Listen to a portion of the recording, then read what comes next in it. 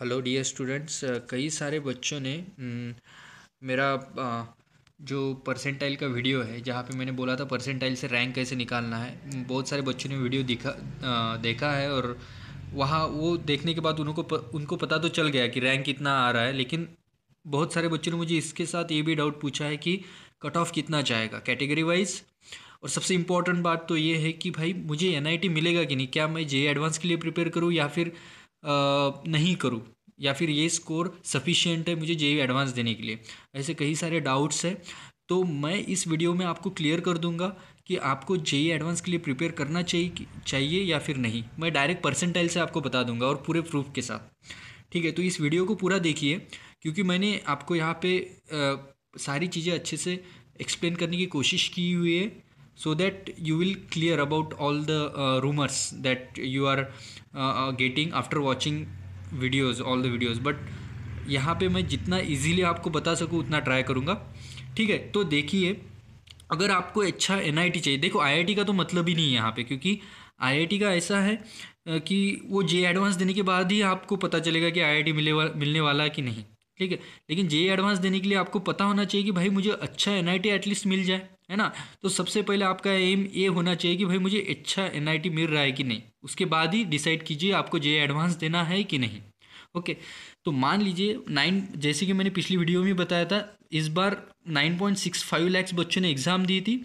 उसमें से अपन मान लेते कि भाई 9.6 लाख, इससे कम ही हो गए, लेकिन अपन ज़्यादा लेके चलते हैं ना।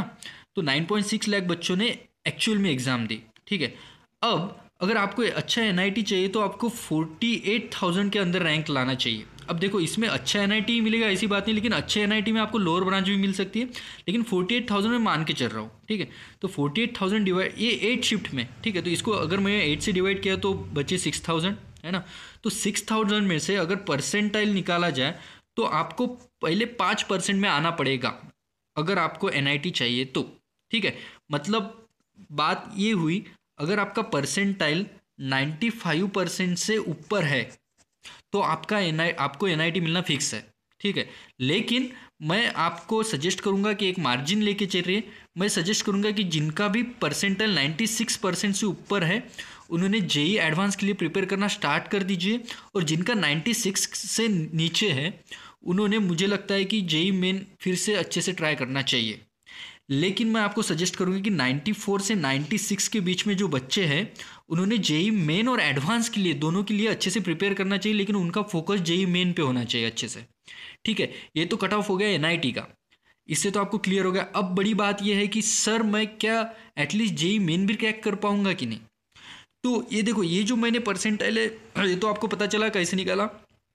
देखिए, अगर आपको कैटेगरी वाइज कट ऑफ देखना चाहिए तो मैंने इस सिस्टम से जो निकाला हुआ परसेंटाइल और पिछले साल, पिछले 3-4 साल का कट ऑफ जिस तरीके से मैंने कंसिडर किया उस तरीके से मैं बताना चाहता हूँ कि देखो, अगर आपका परसेंटाइल 88% टू अबव 88, यानी 88 से अगर आपका परसेंटाइल ज़्यादा है, ठीक है, अगर आपका परसेंटाइल 88 से ज़्यादा है तो आप, और आप जनरल कैटेगरी के हैं, तो आप मान लीजिए कि आपका जो मिनिमम कट ऑफ है वो क्लियर हो गया है।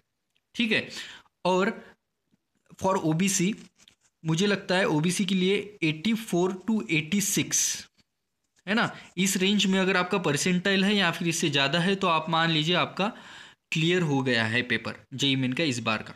ठीक है, लेकिन मुझे लगता है कि इसको मार्जिन लेके चलिए 85% ही ले लीजिए, है ना। एकदम से आप कह नहीं सकते कि इतना ही होगा, लेकिन 85% तो ये फिक्स है। मैं बता सकता हूँ कि 85% से ऊपर अगर आपका परसेंटाइल है तो आपने एटमोस्ट क्रैक ही कर दिए जेई में। ठीक है, और जनरल के लिए मैं बोल रहा हूँ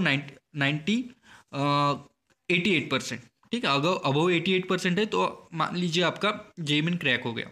ठीक है, अब बात करते हैं SC ST के लिए। देखो, SC ST का जो कट ऑफ वो हमेशा वेरी करता है, लेकिन मुझे लगता है कि अगर आपको 78% से अगर ज़्यादा है तो मान लीजिए आप क्रैक हो, इससे कम भी हो सकता है, लेकिन मैं मार्जिन लेके चल रहा हूँ। मिनिमम 78% है तो आप सेफ जोन में हो।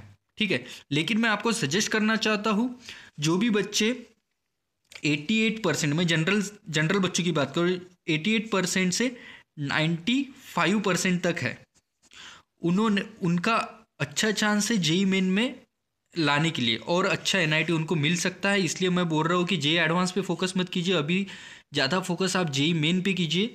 आपका रैंक इम्प्रूव हो सकता है नेक्स्ट सेशन में, क्योंकि और एक बार आपको चांस है ना। और अभी तक आपने जेई, अगर अभी तक आपने वो मेरा वीडियो देखा नहीं होगा परसेंटाइल वाला जिससे हम रैंक निकाल सकते हैं, तो प्लीज़ देख लीजिए। और अभी तक आपने बहुत सारे वीडियोस में ऐसे डालने वाला हूँ फिजिक्स फॉर यू, अगर आपने सब्सक्राइब नहीं किया है तो प्लीज़ सब्सक्राइब कीजिए, और ये वीडियो जिनको भी ज़रूरत है उनको प्लीज़ शेयर कीजिए। Thank you.